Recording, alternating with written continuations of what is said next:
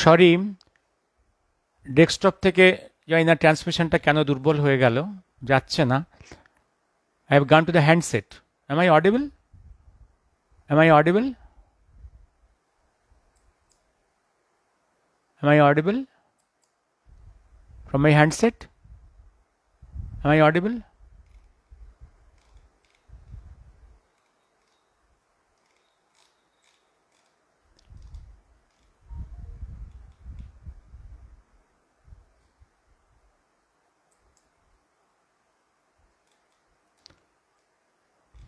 Yes, I am audible. Yes, yes, yes. I am visible possibly. Let me start. I am from handset now. Sorry. I am handset. Atanu Babu, audible. Yes. I am sorry. From my desktop, last 2 episodes has gone. Transmission was slow, but okay. But suddenly it is not going from the desktop. I am from the handset. Okay. আমি আসছি এবার। এইটার বিষয়বস্তু হচ্ছে কিভাবে the Bharat is becoming Islamised step by step, not only by the Islamic rulers, not only during British rule, also by the সিকুমাকু Congo parties. আমি একটা ক্রোনোলজিটা টানছি, খুব পয়েন্টস দিয়ে দিয়ে বেরিয়ে যাব। ইসলামের যুগে যে 1000 বছর মুসলিমরা রুল করেছে, রাজারা বিভিন্ন পার্টসে ভারতবর্ষে, সে সময় তো একটা বড় অংশের মানুষ ইসলামাইজড হয়েছে। ভয়ে বা চাপে মধ্যে হয়েছে, আর কিছু কিছু ক্ষেত্রে উচ্চবর্ণের মানুষের কিছু ভুলের জন্য, সব কিছু অনেক কারণ আছে। একটা ইসলামাইজড হয়েছে 1000 বছরের ইসলামিক রুলে। দেন মনে রাখবেন, ইসলামিক রুলটা যখন সিরাজকে যখন সরানো হচ্ছে, তখন হিন্দু রাজারা, অনেক জমিদার এবং ধনী ব্যক্তিরা এটা চেয়েছিল। একটা অন্যতম কারণ ছিল যে সিরাজের মতো একটা ইসলামিস্ট লোক সরে গেলে ইসলামের হাত থেকে মুক্তি পাওয়া যাবে, এটা একটা কারণ ছিল। অনেক বিশ্লেষণ আছে এ থেকে, যাই হোক। বাট আমাদের সেই আশা পূর্ণ হয়নি। এসছিল ব্রিটিশের সঙ্গে ইসলামিক রুলের সঙ্গে ব্রিটিশের রুলের একটা মৌলিক তফাৎ আছে। তফাৎটা হচ্ছে কি, ইসলামিক রুল, আমি একবার আলোচনা করি, Islamic rule was very harsh, directly traumatising.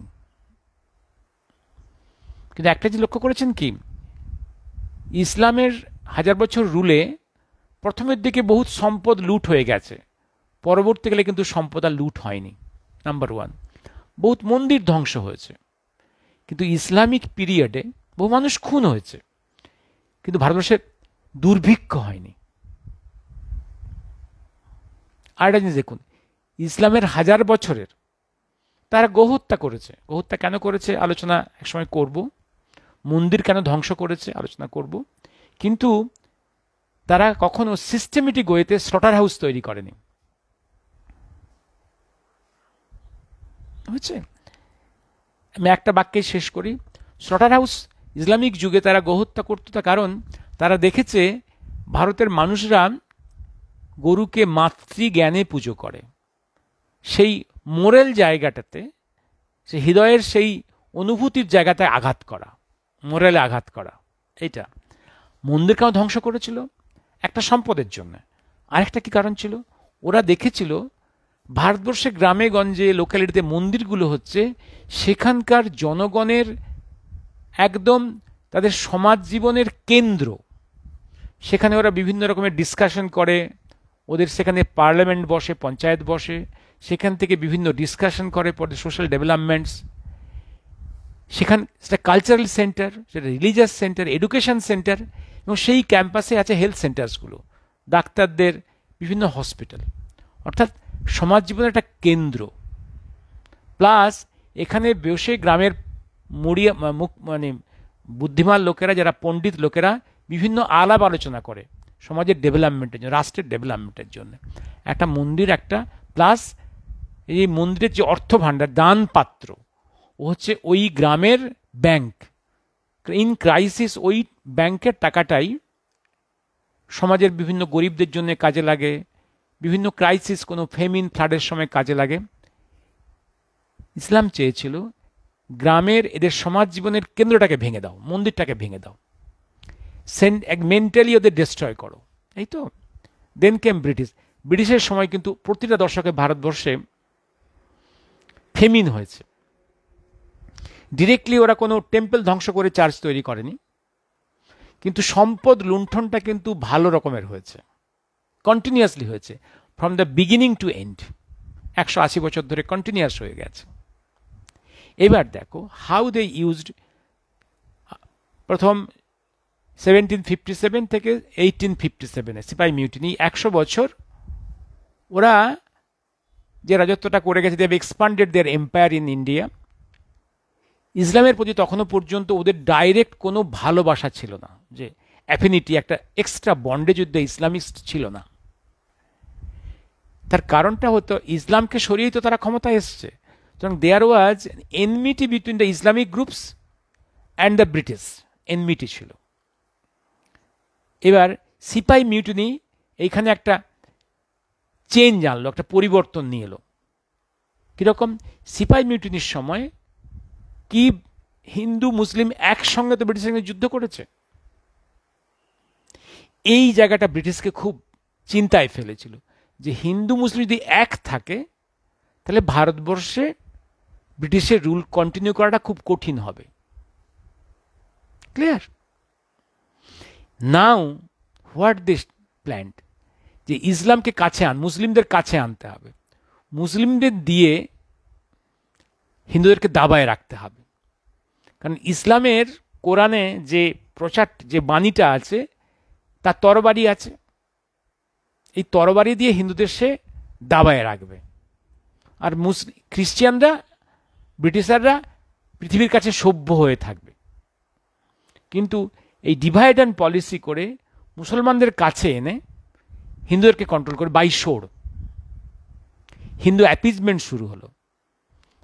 After সিপাহি মিউটিনি, ব্রিটিশের সিপাহি মিউটিনি আপনারা জানেন যে 1757 থেকে 1857 থেকে মাত্র 2 বছর ছিল, তা না। সিপাহি mutiny revolt in different parts of the remote areas up to 1962 চলেছে। ডিফারেন্ট এরিয়ার জমিদারা, রাজারা কিন্তু ব্রিটিশের বিরুদ্ধে যুদ্ধ করে গেছে, কন্টিনিউ করে গেছে। তারপরে ব্রিটিশ টুক এ পলিসি চেঞ্জ, ওরা মুসলমানদের কাছে আনলো। And Muslims became the first wife of the British empire. একদম ফার্স্ট ওয়াইফ, এটা দেখবেন অনেক লেখার মধ্যে আছে, ফার্স্ট ওয়াইফ। এই ফার্স্ট ওয়াইফ ওরা কাছে টেনে নিল, কারণ জানে মুসলমানদের কাছে টেনে আনলে, এবং এই বুচার হাউস তৈরি করলো, মুসলমানদের ফেসিলিটি দিল। দেখবেন আপনারা যদি কিছুই নয়, আপনারা যদি এটা পড়েন, আপনারা যদি ইভিন আবুল কালাম আজাদের অটোবায়োগ্রাফি ইন্ডিয়া উইন্স ফ্রিডম বা আর অনেক ভলিউমস দেখবেন, আবুল কালাম আজাদ তো তার শিক্ষা দীক্ষা ভারতের বাইরে, আফগানিস্তান থেকে আর ইরান, ইরাক, ইজিপ্ট, তুর্কি, এই অঞ্চলে পড়াশুনো। when he was moving in the first decade of the last century for his Islamic training, he was an Islamic scholar. উনি ইংরেজি বলতেও পারতেন না, পড়তেও পারতেন না, ভারতবর্ষের অন্য কোনো টেক্সট উনি পড়তে পারতেন না। he was trained there in the Islamic scholar, এবং এই সমস্ত অঞ্চলে, এই ইরান, ইরাক, ইজিপ্ট এবং তুর্কিতে ওনাকে কতগুলো প্রশ্নের সামনে পড়তে হয়েছে, যে তোমাদের ভারতবর্ষের মুসলমানরা এত এত ইংরেজ প্রেমী কেন? দেখবেন লেখা আছে ওইখানে, উনি দুঃখ করে লিখছেন যে হ্যাঁ, ভারতের মানুষরা খুব ইংরেজ প্রেমী। এবং ওরা প্রশ্ন করেছে আবুল কালাম আজাদকে, যে কেন তারা ব্রিটিশের বিরুদ্ধে যুদ্ধ করছে না, why they are not joining the liberation movement with the Hindus against British. উনি অটোবায়োগ্রাফি লিখছেন যে হ্যাঁ, তারা জয়েন করুন, তারা হচ্ছে, তারা মনে করে, ভারতের মুসলমানরা মনে করে যে ব্রিটিশের কাছেই তাদের স্বার্থ সুরক্ষিত। British will keep their interest safe, হিন্দুদের সঙ্গে যাওয়াটা তাদের স্বার্থের বিরুদ্ধে। ব্রিটিশ থাকুক ভারতবর্ষে, তারা এটাই চায়। অ্যান্ড ভারতবর্ষের মুসলিমরা more influenced by the Aligarh group of intellectuals. Aligarh, এটা আমার কথা নয়, এটা আবুল কালাম আজাদের কথা। হ্যালো, এবার আসছি আমি, তারপরে আসছি এবার বাই দিস টাইম আরেকটা জিনিস ঘটে গেছে। খোদ আরব ল্যান্ডে, সৌদি আরবে ওরা যখন দেখছে যে ইসলাম তো প্রসারিত হচ্ছে গোটা এশিয়া, আফ্রিকা, ইউরোপের দিকে এগিয়ে গেছে, কিন্তু এই ইসলাম যদি মডিফাইড হয়ে যায়, যেটা ভারতবর্ষে হয়ে গেছে সুফি আন্দোলনের মধ্য দিয়ে। ভারতবর্ষের সুফি আন্দোলনে কি হয়েছে? কিছু মানুষ ইসলামকে গ্রহণ করেছে as religion, but they have retain their culture. কি বললাম আবার? সুফি মুভমেন্টে কি হয়েছে? কিছু মানুষ ইসলামকে গ্রহণ করেছে as religion, but they retain their culture of their forefathers. যেটা হয়েছে ইন্দোনেশিয়াতে। Indonesia such a vast land of hundreds of islands, সেখানে ইসলাম প্রবেশ করেছে, কিন্তু ইন্দোনেশিয়ার সমস্ত মানুষ they retain their Hindu names and Hindu traditions and culture. আজও সেখানে মন্দির ধ্বংস হয়নি, সেখানে গণেশের মূর্তি, সরস্বতীর মন্দির ধ্বংস হয়নি। তাদের টাকায় গণেশের ছবি, গরুরের ছবি, ওদের ক্যাপিটালের সামনেই ঢুকলেই বিশাল সরস্বতীর মূর্তি। এইটা কিন্তু সৌদি আরব, যেখানে মক্কা মদিনা, তারা ভয় পেল যদি ইসলামের ভাবে পরিবর্তিত হয়ে যায়, সফট হয়ে যায়, তাহলে সে ইসলামিক এম্পায়ার তৈরি করতে পারবে না, কারণ সুফিদেরকে দিয়ে সোর্ড ইউজ করা যাবে না। সেই জন্য ওখান থেকে একটা আন্দোলন শুরু হলো, তার নাম ওয়াহাবি আন্দোলন। সেই ওয়াহাবি আন্দোলনটাকে ব্রিটিশ ওয়েলকাম করে ভারতবর্ষে নিয়ে এলো। অর্থাৎ একদম পিওরেস্ট কোরআন, পিওরেস্ট যে ইসলাম, সুন্নি মুভমেন্টকে আরো স্ট্রেংথেন করা হলো। সুফিদেরকে আস্তে আস্তে খতম করা শুরু হলো। শিয়ারা জন্মেছিল কোথায়? In the land outside Arab land, like কোথায়? লাইক আওয়ার পারস্য, যেটা ইরানে, সেখানে হচ্ছে তারা পারস্য সভ্যতার অংশ। তারা হচ্ছে সিয়া, সুন্দর, অত উগ্র নয়। পারস্যের পরবর্তীকালে ইরানের মুসলমানদের জ্ঞান ভাণ্ডারটা রয়ে গেল, পারস্য সভ্যতার যে জ্ঞান ভাণ্ডারটা তারা রিটেন করল। এইটা সৌদি মক্কা মদিনার যারা রুলার তাদের পছন্দ হলো না। দে ওয়ান্ট টু কিপ কোরআনকে অক্ষত রাখলো, কোরআনের সেই অ্যাগ্রেসিভ অ্যাটিটিউডটাকে তারা অক্ষত রাখার চেষ্টা করলো পিওরেস্ট ফর্মে। এটা ওয়াহাবি আন্দোলন। এই ওয়াহাবি আন্দোলনটাকে ব্রিটিশ ওয়েলকাম করে নিয়ে এলো ভারতবর্ষে। দেখবেন এই ওয়াহাবি আন্দোলনের যে উগ্র মুসলমানদের প্রতি নেহরুর ভালোবাসা, গান্ধীর ভালোবাসা, এই যে কমিউনিস্টরা দেখবেন ওরা সুফিদের পছন্দ করে না, ওরা পছন্দ করে উগ্র সুন্নিদেরকে। এই যে এই মুহূর্তে পাকিস্তান এই যে আর্মি নেশন, পাক আর্মির 80% হচ্ছে ওয়েস্ট পাঞ্জাবের সুন্নি মুসলিম, অত্যন্ত উগ্র। ঠিক এই কালচারটাকে ব্রিটিশ ইনভাইট করে ওয়াহাবি মুভমেন্টকে ভারতবর্ষে ওয়েলকাম করে নিয়ে এলো। হ্যালো, আর একটা আন্দোলন শুরু হলো এই সিপাই মিউটিনির কয়েক বছর পরে। 1866-এ ইউপির সাহারানপুর ডিস্ট্রিক্টের দেওবন্দ শহরে একটা মুভমেন্ট শুরু হলো মুসলমানদের তরফ থেকে, দেওবন্দি মুভমেন্ট। এটাও হচ্ছে উদ্দেশ্য, এটা এই সিপাই মিউটিনি জাস্ট পড়ে যে ভারতবর্ষের মুসলমানদের যেমন না সুফি হয়ে যায়, যেমন না সফট হয়ে যায়, তারা যেন অরিজিনাল মুসলিম থেকে থাকে। হাতে সোর থাকবে, হিন্দু বিদ্বেষ থাকবে, হিন্দুদেরকে কাফের বলবে, কোথায় কোথায় তরবারি ইউজ করবে, একদম এই মুভমেন্ট শুরু হলো। এই সবগুলো এনকারেজড হচ্ছে বাই দ্য ব্রিটিশ। ক্লিয়ার? এবার আসছি আমি গান্ধী। এবার আমি আসছি 1905-এ। 1905-এ এই বঙ্গদেশে influenced by the revolutionary movement of the Maharashtra, সেখানকার তিলক সাভারকারদের, সেখানেই তো অরবিন্দ প্রথম, এই যে এনকারেজ হলো সেখানকার মুভমেন্টটা আগুন জ্বাললো এই বঙ্গদেশে, অগ্নিযুগ শুরু হলো। ব্রিটিশের বিরুদ্ধে বিপ্লবীরা গান ইউজ করতে শুরু করলো। ভীত সন্ত্রস্ত ইংরেজ দেখলো বাংলার এই জাতীয়তাবাদকে স্তব্ধ করতে গেলে বেঙ্গলকে ভাগ করো, in the religious line, communal লাইন্সে, হিন্দু মুসলিম দ্বন্দ্ব লাগাও। Bengal was partitioned into east and west, Hindu majority West Bengal, Muslim majority East Bengal, including parts of Assam. হলো মুসলিম মেজরিটি এরিয়া। দ্বন্দ্ব শুরু করানো হলো। তারপরেও মুভমেন্ট কন্টিনিউ করলো against partition of India, to undo partition of India. Suren বাণিজ্য এবং আরও অনেক নেতা এই মুভমেন্ট কন্টিনিউ করলো। একসময় 11 সালে এসে ইংরেজ বাধ্য হলো to undo partition of Bengal. But এইখান থেকে ইংরেজরা একটা বড় শিক্ষা নিল। শিক্ষাটা কি নিল?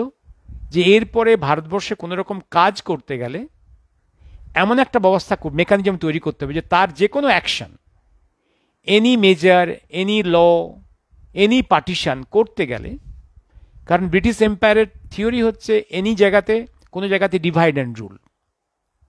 এটা করতে গেলে ভারতের মধ্যে এমন কিছু কিছু পলিটিক্যাল গ্রুপস তাকে তৈরি করতে হবে যেটা তার কাজকে সাপোর্ট করবে। সেই উদ্দেশ্যে আগে থেকে সে কিন্তু কংগ্রেস তৈরি করে রেখেছে। হলো, এবার 1985-তে কংগ্রেসকে তৈরি করেছিল হিউম, ব্রিটিশ, এই স্বার্থে যে আমার কন্ট্রোলেই কংগ্রেস থাকবে। Congress was created destroying Bharat Sabha, that is Indian association, যেটা তৈরি হয়েছিল all India political party, socio political party, by the people of India. এটা ব্রিটিশের তৈরি নয়। তাকে ডিস্ট্রয় করার জন্য কংগ্রেসকে তৈরি হলো 85-এর ডিসেম্বরে। বলেছি কংগ্রেস ব্রিটিশের হাতে তৈরি একটা party, so that their administration in India is made easy by the Congress. হলো, এবার আসছি আমি। এবার ব্রিটিশ দেখলো যে এবার একটা পার্টি তৈরি করতে হবে মুসলিমদের জন্য। 1906-এর ডিসেম্বরে ঢাকার শাহবাগ ক্যাম্পাস, শাহবাগ পার্কে ঢাকার নবাবের টাকা আর ব্রিটিশ গভর্নরের টাকায় তৈরি হলো মুসলিম লীগ। মুসলিম লীগ, অমৃতা মুসলিম লীগ তৈরি হলো। এবং তারও 10 বছর পরে তৈরি হয়েছিল হিন্দু মহাসভা। তারও প্রায় 7 বছর পরে তৈরি হয়েছিল আরএসএস। তাহলে এই যে কমপ্লেন করা হয় যে ভারতবর্ষের পলিটিক্সে হিন্দুরাই কমিউনাল ফিলিংস নিয়ে এসছে, কোনটা সত্য, কোনটা অ্যাক্ট, কোনটা রিয়াকশন, কোনটা অ্যাকশন, কোনটা রিয়াকশন? কে আগে তৈরি হয়েছিল? মুসলিম লীগ ফার্স্ট তৈরি হয়েছিল, তার 10 ইয়ার্স পরে হিন্দু মহাসভা, তার 7 বছর পরে আরএসএস। তাহলে which is the action, which is the reaction? এই যে কমিউনিস্টরা বলে না যে ভারতবর্ষের কমিউনাল পলিটিক্স নিয়ে এসছে আরএসএস, হিন্দু মহাসভা। ভাই মদনমোহন মালব্য হিন্দু মহাসভার স্রষ্টা, 3 times all India Hindu Mahasabha president and 3 times all India Congress president. তুমি কাকে ব্লেম করছো? এবার আসছি আমি, এবার আসছি গান্ধী কিভাবে, এই যে গান্ধী সাউথ আফ্রিকাতে ব্রিটিশের এজেন্ট হিসেবে কাজ করছে, প্র্যাকটিস জমছে না, ইন্ডিয়াতে মাঝে মাঝে আসেন প্রথম বিশ্বযুদ্ধের সময় as British agent, as a recruiter of Indians in the British Indian army play করেছেন।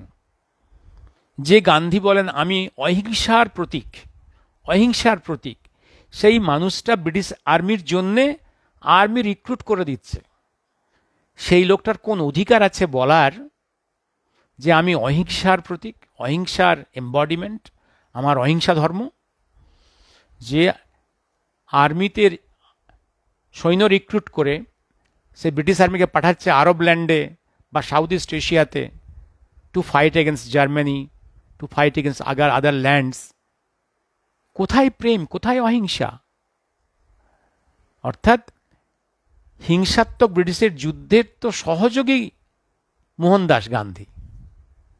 এবার সেই লোকটা আসছে কংগ্রেস পলিটিক্সে, ব্রিটিশ তাকে তুলে আনছে সাউথ আফ্রিকা থেকে, ডিরেক্টলি ভদ্রলোক ইন্ডিয়াতে আসছে না, আসছে to be trend in London, সেখানে যাচ্ছে, সেখান থেকে ব্রিটিশ তাকে পাঠাচ্ছে ইন্ডিয়াতে। এবার 1920 ক্যালকাটা কংগ্রেস। ক্যালকাটা কংগ্রেসে কি ঘটছে? ক্যালকাটা কংগ্রেসে সেপ্টেম্বরে ক্যালকাটা কংগ্রেস, অল ইন্ডিয়া কংগ্রেসে দুটো ইম্পর্টেন্ট ইভেন্ট ঘটেছিল। একটা কি? একটা passing of the resolution of non cooperation movement, আর passing of resolution of Khilafat movement. Clear? এটা মজার জায়গা। ভাস্বর এইটা আর সি মজুমদার বলছেন যে মোহনদাস গান্ধীর তো আসল উদ্দেশ্য নন কোঅপারেশন মুভমেন্ট রেজলিউশন পাশ করা নয়, তার আসল উদ্দেশ্য ছিল খিলাফত মুভমেন্ট রেজলিউশন পাশ করা। অর্থাৎ ভারতবর্ষের খিলাফত তৈরি হবে মুসলমানদের জন্য, এই মুভমেন্টটা তৈরি করা। কিন্তু এইটা করতে ধরা পড়ে যাবেন, তার মুখোশটা খুলে যাবে, তাই এটা কভার দেওয়ার জন্য তার আগে নন কোঅপারেশন মুভমেন্টটা উনি রেজলিউশনটা পাশ করালেন।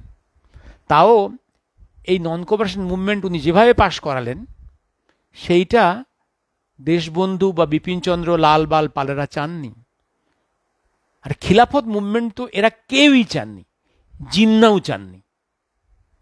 কিন্তু পাস কিভাবে হয়েছিল? এবং এখানটা তোমরা দেখবে, আমি কয়েকটা বই আমি উল্লেখ করি, তোমরা যদি অথেন্টিক রেকর্ডস পেতে চাও দেখবে তোমরা অথেন্টিক রেকর্ডস পেয়ে যাবে।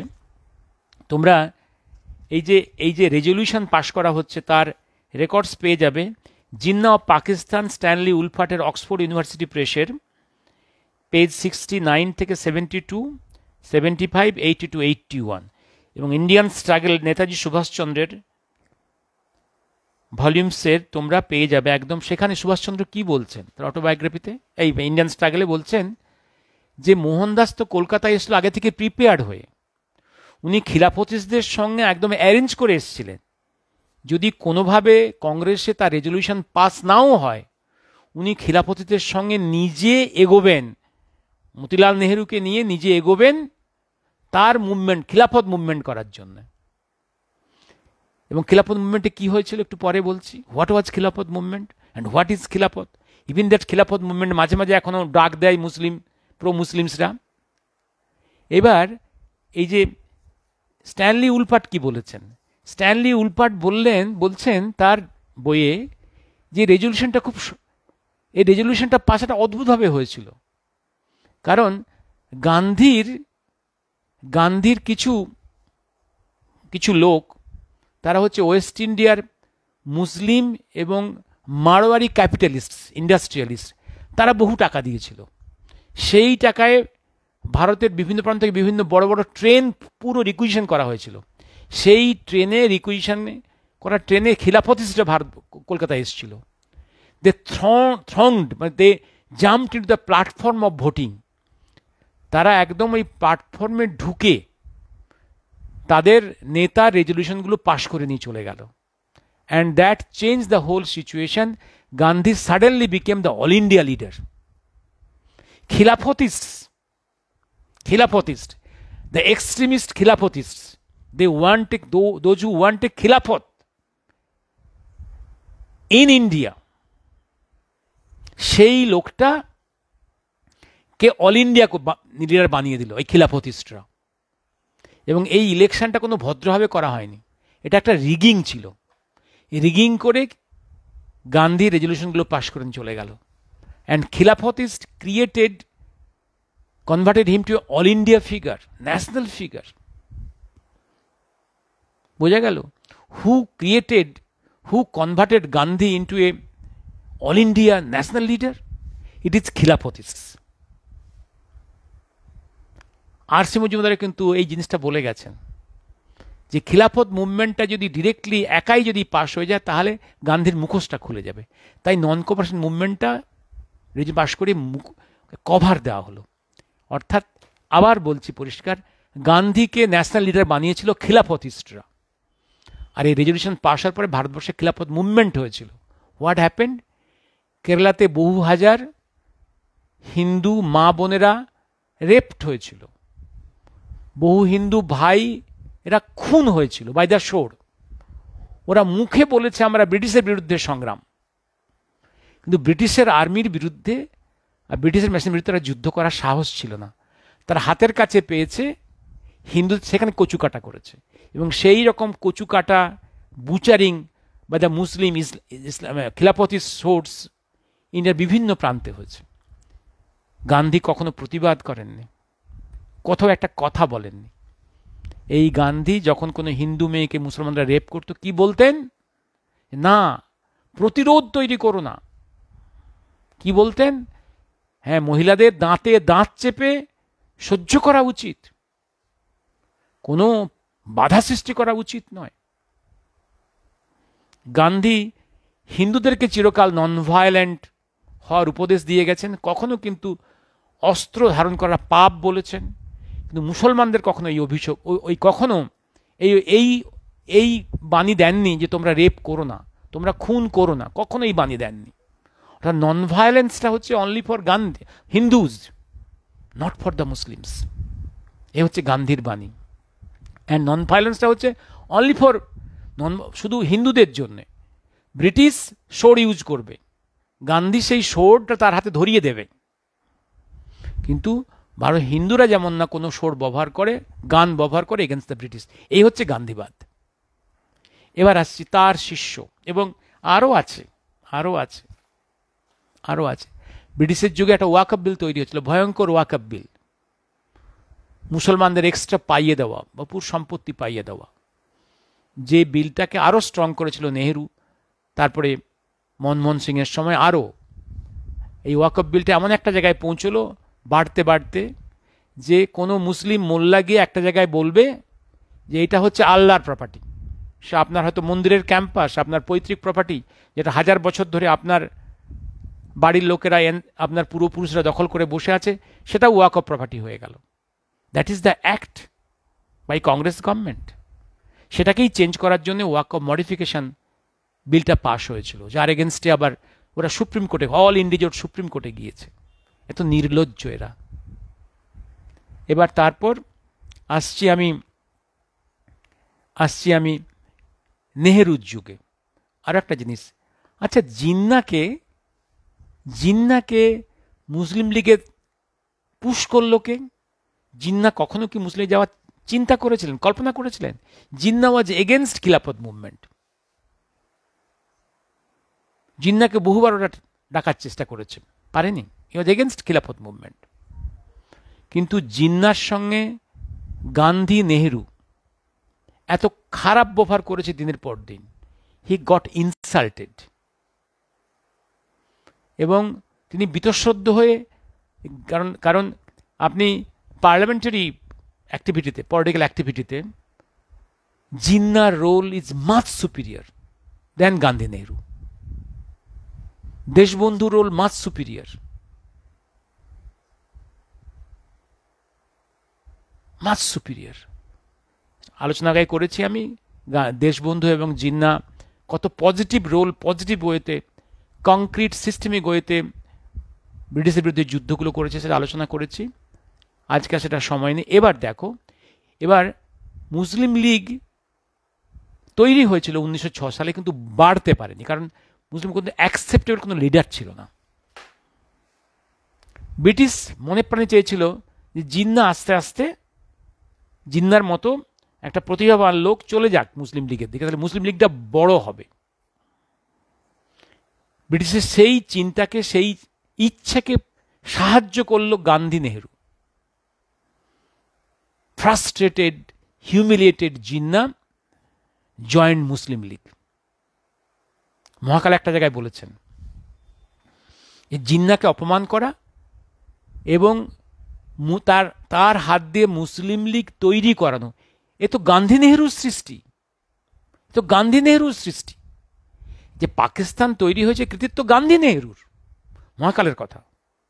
তাই জিন্নাকে মুসলিম লীগে ঠেলে দেওয়া তো গান্ধী নেহেরুর কাজ। কারণ গান্ধী নেহেরু দেখলেন জিন্নার মতো একটা লোক, দেশবন্ধুর মতো একটা বিশাল প্রতিভা যদি থাকতো, গান্ধীর অসুবিধে হতো। দেশবন্ধুর অকাল এবং রহস্যজনক মৃত্যু গান্ধীকে খুব রিলিফ দিয়েছিল, এবং জিন্নাকে তাড়িয়ে গান্ধী রিলিফ পেলেন। কারণ জিন্নার যে প্রতিভা ছিল তার সঙ্গে গান্ধী নেহেরু পেরে উঠছিলেন না, যেমন দেশবন্ধুর সঙ্গে গান্ধী নেহেরু পেরে উঠছিল না।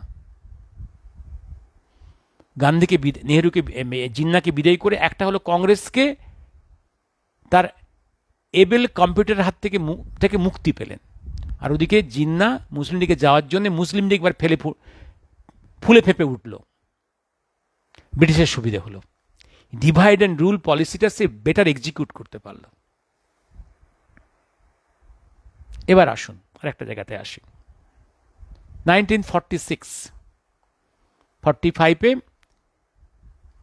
আইএনএ রেড ফোর্ট ট্রায়ালের প্রেক্ষাপটে দেশব্যাপী মুভমেন্ট এবং তারপর সিপাহী মিউটিনি, আমাদের রয়্যাল ইন্ডিয়ান নেভি মিউটিনি, সেই প্রেক্ষাপটে ব্রিটিশ বাধ্য হলো চিন্তা করতে টু লিভ দিস কান্ট্রি। সেই অবস্থায় শুধু প্রবলেম হচ্ছিল মুসলিম লীগের সঙ্গে কংগ্রেসের শেয়ারটা কি হবে। এই দ্বন্দ্বে ভারতবর্ষের মেজরিটি মানুষ পার্টিশন চাইছিল না, কংগ্রেসের মেজরিটি নেতারা পার্টিশন চাইছিল না, জনগণ চাইছিল না।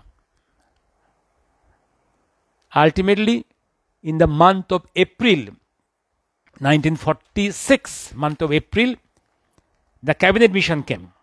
Yes, cabinet mission came. 46 March, British Secretary for India, Sir Patrick Lawrence, came to India to negotiate transfer of power. And ultimately he was successful. কিরকম যে ব্রিটিশ ইন্ডিয়া স্টেটসগুলোকে ABC 3টি গ্রুপে ভাগ করে, এতে থাকবে অনলি হিন্দু মেজরিটি স্টেটস, বিতে মুসলিম majority states, C হচ্ছে মিক্সড। এই 3টি গ্রুপ অফ স্টেটস ভাগ হবে, তারপর ট্রান্সফার অফ পাওয়ার হবে, এবং সেন্টারে থাকবে একদম কোয়ালিশন গভর্নমেন্ট, এবং স্টেটসের অনেক অটোনমি থাকবে। All agreed to this project. Cabinet mission left India for England.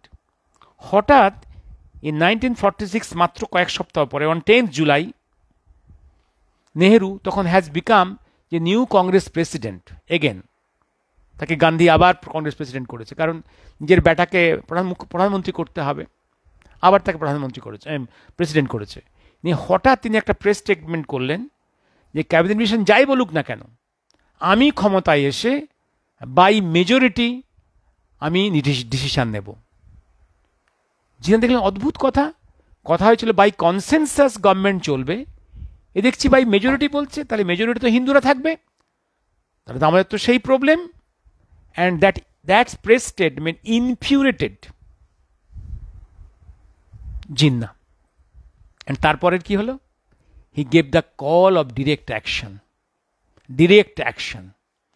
এইটার জন্য ব্রিটিশের একটা গ্রুপ ওয়েট করছিল, এবং সেই ডিরেক্ট অ্যাকশনটা কি ছিল, কলকাতার বুকে ইসলামিক সরে তখন বেঙ্গলে সুরাবর্দী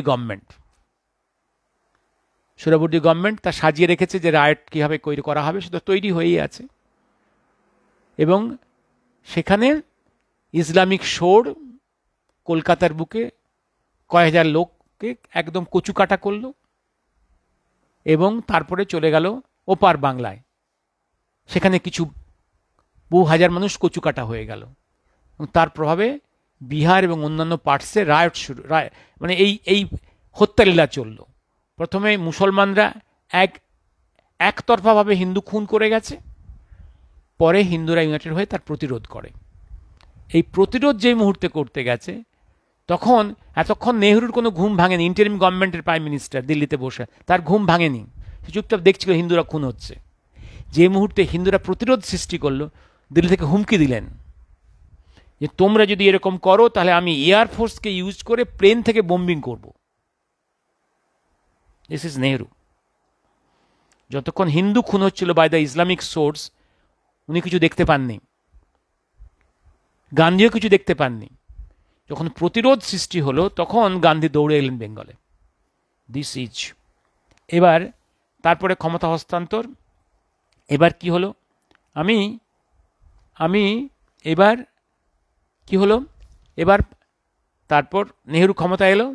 নেহরুর সময়, তারপর ইন্দিরার সময়, অল দি এডুকেশন মিনিস্টার্স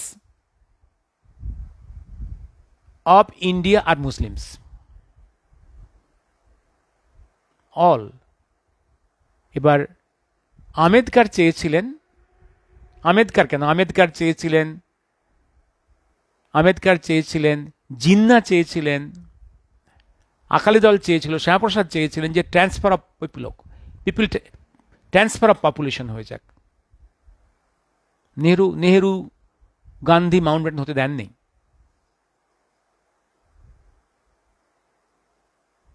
হলো। এবার দেখো কি কথা হয়েছিল। কনস্টিটিউশন বেঞ্চ মেকিং এর চেয়ারম্যান যিনি ছিলেন আম্বেদকর, উনি বলেছিলেন যে let English be the first আমাদের national communication language along with Sanskrit. সংস্কৃতটা রিভাইভড হয়ে গেলে Sanskrit will take the place. Sorry for interruption, place. তা কিন্তু হতে দেননি। তাহলে পপুলেশন এক্সচেঞ্জটাও করা গেল না, আর ওদিকে সংস্কৃতকেও প্লেসমেন্ট দেওয়া গেল না। আর কি হলো, ওখানে কাশ্মীরে 370 ইন্ট্রোডাকশন হলো without the advice of cabinet, without the advice of the Patel deputy prime minister, and beyond the advice of Ambedkar. অর্থাৎ কাশ্মীরকে একটা অন্য কান্ট্রির মতো বিহেভ করার ক্ষমতা দেওয়া হলো। নেপাল বলল আমি জয়েন করব ইন্ডিয়াতে, সেটাও নেহরু হতে দিলেন না। This is Nehru. এবং উনি যে আইনগুলো করে গেলেন, ওয়াকফ আইনকে আরও তেজিয়ান করলো। আর ভারতবর্ষে চার্চ এবং মস্কের উপরে কোনো গভর্নমেন্টের কন্ট্রোল থাকলো না, একদম ফ্রি। বাট হিন্দু টেম্পলসের কন্ট্রোল নিল গভর্নমেন্টস। অর্থাৎ হিন্দুরা will not manage Hindu temples, government will বড় বড় টেম্পলস থেকে ট্যাক্স আদায় করতে শুরু করলো। ম্যানেজমেন্টে গভর্নমেন্টের পলিটিক্যাল ইন্টারফারেন্স এসে গেল। হিন্দুজ লস দেয়ার অটোনমি রাইটস। মুসলিম খ্রিস্টানরা তাদের নিজস্ব মাইনরিটি ইনস্টিটিউশন তৈরি করতে পারবে, বাট হিন্দুরা করতে পারবে না। হিন্দুরা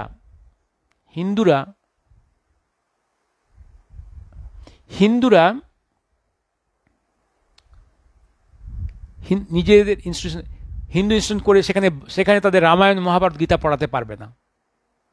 বাট গভর্নমেন্টের টাকায় মাদ্রাসা চলবে, সেখানে কোরআন এবং আরবি ভাষা শেখানো হবে। This is secularism. এই জিনিস চলল। তারপরেও আমি এবার ছোট করে দেবো, কটা বাজলো, ও বাবা না, আমাকে থামতে হবে। এবার দেখুন, আর সব থেকে শেষ যে নোংরামিটায়, সিন্ধু জল চুক্তি ইউনিল্যাটারালি, সিন্ধু জল চুক্তিতে পাকিস্তান সব পেয়ে গেল, ইন্ডিয়া বুড়ো আঙুল চুষল, নেহরু সব পাইয়ে দিলেন। এবার তারপরে কাশ্মীরে যখন আক্রমণ করেছে পাকিস্তান, সেই সময় আমাদের মিনিস্টার চেয়েছিল যে পাকিস্তান যে 50 কোটি টাকা করে পাবে, সেইটা আমরা এখন দেব না, কারণ দিলে ওই টাকাটা নিয়ে ও অস্ত্র কিনে ইন্ডিয়ার বিরুদ্ধে ব্যবহার করবে। গান্ধী ফাস্টিং শুরু করে দিলেন, প্রেসারাইজ করলেন ক্যাবিনেটকে যে তোমরা টাকাটা হ্যান্ড ওভার করো, এবং নেহরুকে টাকাটা হ্যান্ড ওভার করে দিলেন। এত পাকিস্তান প্রীতি।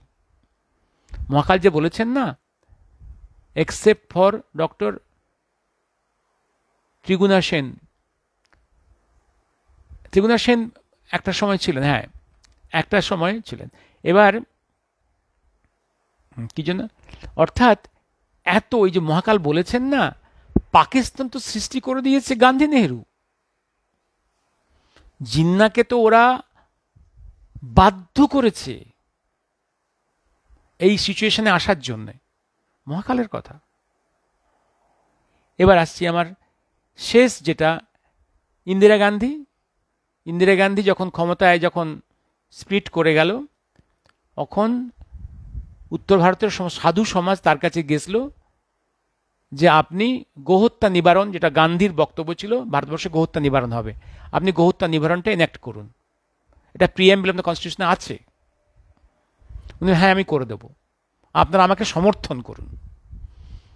সাধু সমাজ ইন্দিরা গান্ধীকে সমর্থন করলো, উনি জিতলেন ভোটে।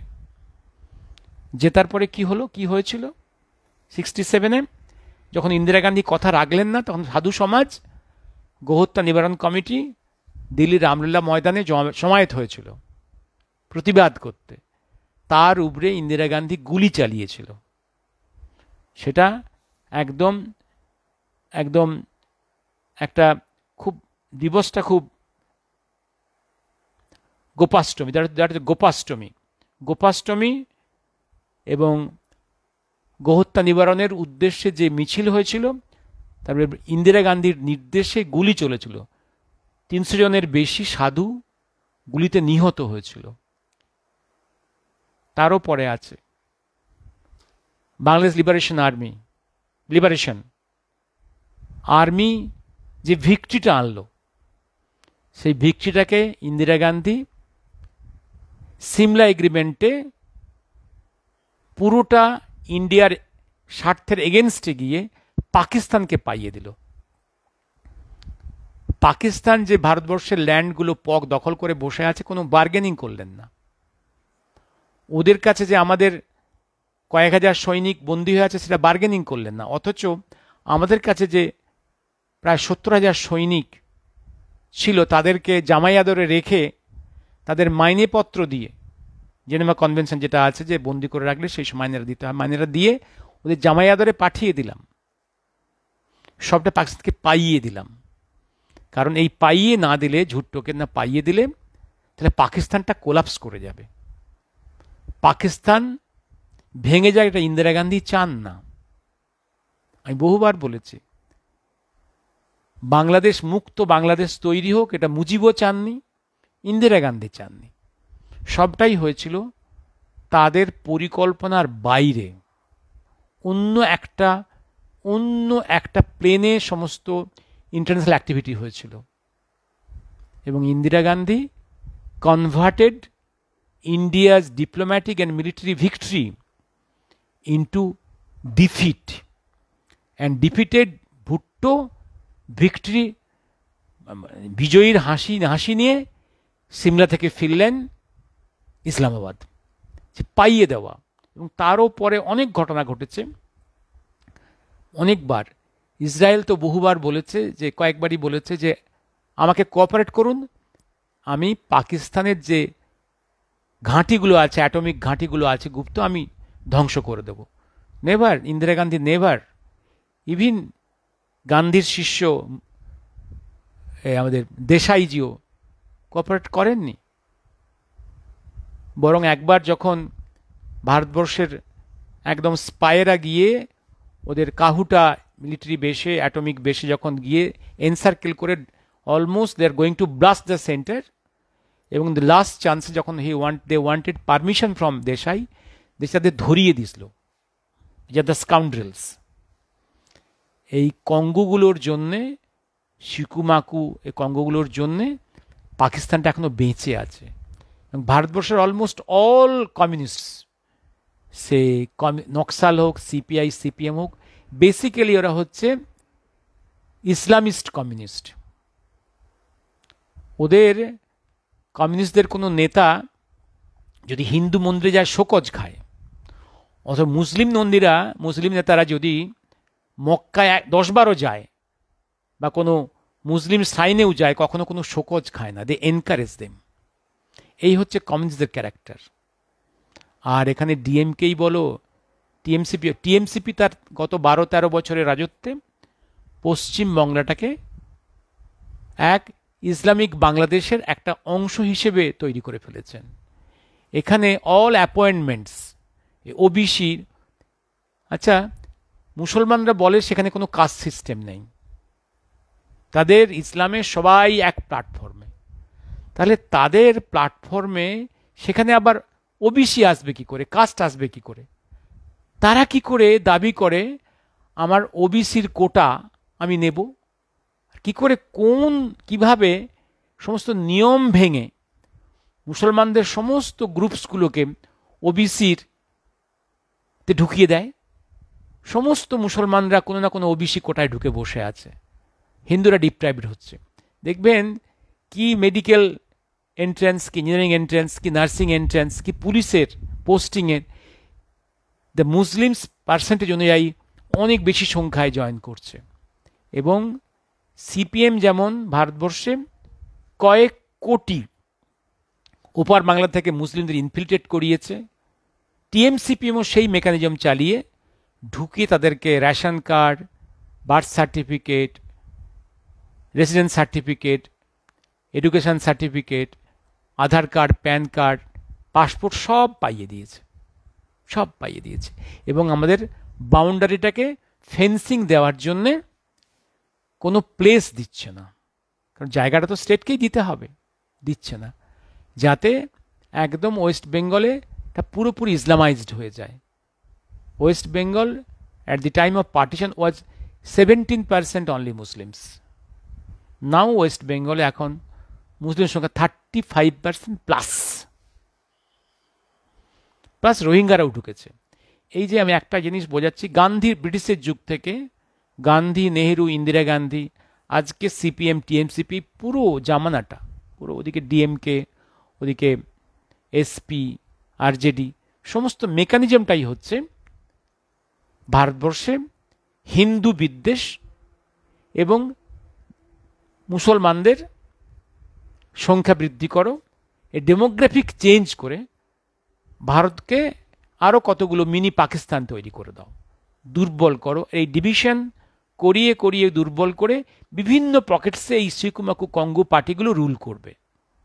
যেমন না কোনো স্ট্রং গভর্নমেন্ট থাকে, কোনো স্ট্রং পার্টি থাকে, যেমন না ভারতবর্ষ অ্যাজ এ ইউনাইটেড একটা কান্ট্রি, স্ট্রং কান্ট্রি বিহেভ করার সুযোগ পায়।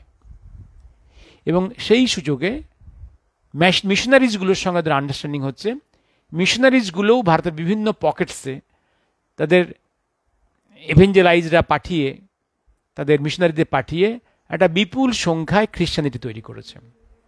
যেমন 180 বছরের ব্রিটিশ রুল ভারতবর্ষের কোনো অংশকে কিন্তু খ্রিস্টান মেজরিটি করতে পারেনি। কিন্তু নেহেরুর চক্রান্তে, ইন্দিরার চক্রান্তে এবং এদের সোনিয়ার চক্রান্তে এই মুহূর্তে ভারতবর্ষের বেশ কয়েকটা স্টেট মুসলিম মেজরিটি, খ্রিস্টান মেজরিটি, যেমন অরুণাচল, মিজোরাম, আপনার মিজোরাম, নাগাল্যান্ড, ইভিন মেঘালয়, দ্যাট আর খ্রিস্টান মেজরিটি স্টেটস। কেরালায় খ্রিস্টান সংখ্যা বেড়েছে এবং সেন্ট্রাল ইন্ডিয়ার কতগুলো জায়গাতে পকেটসে খ্রিস্টানিটি চার্চ বেড়েছে, encouraged by the Congress and secular governments at the center and different states. They are encouraging this Christianization and Islamization, যাতে Hindu heritage, Hindu wisdom, Hindu culture দুর্বল হয়ে যায়, ভারতবর্ষ আবার দুর্বল হয়ে যাবে, যাতে বিভিন্ন পকেটসে বিভিন্ন পলিটিক্যাল গ্রুপস, যেগুলো প্র্যাকটিক্যালি হচ্ছে ডেমোক্রেসিহীন ব্যক্তি পার্টি বা ফ্যামিলি পার্টি, তারাই রুল করবে এবং সেই সঙ্গে এনিমিজ অব দ্য কান্ট্রিজদের স্বার্থ পুষ্ট হবে। এই একটা অদ্ভুত কোলাবোরেশনের চক্রান্ত চলেছে থ্রু দিস ইন্ডিজোট। অনেকক্ষণ হয়ে গেল, লেট মি স্টপ। সুকান্তবাবু, রঞ্জন, বেশ কিছু সিপিআইএম এর লোক বলছে ইন্ডি প্যাক ম্যাচে হ্যান্ডশেক করা উচিত ছিল, তাই?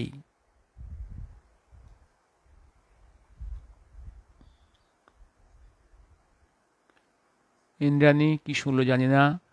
হ্যাঁ, অতনুবাবু, let me stop here, let me stop. আজকে 3টে এপিসোড করলাম, এটাকে আরও একটু বেশি এলাবোরেট করতে চেয়েছিলাম, কিন্তু না, থাক।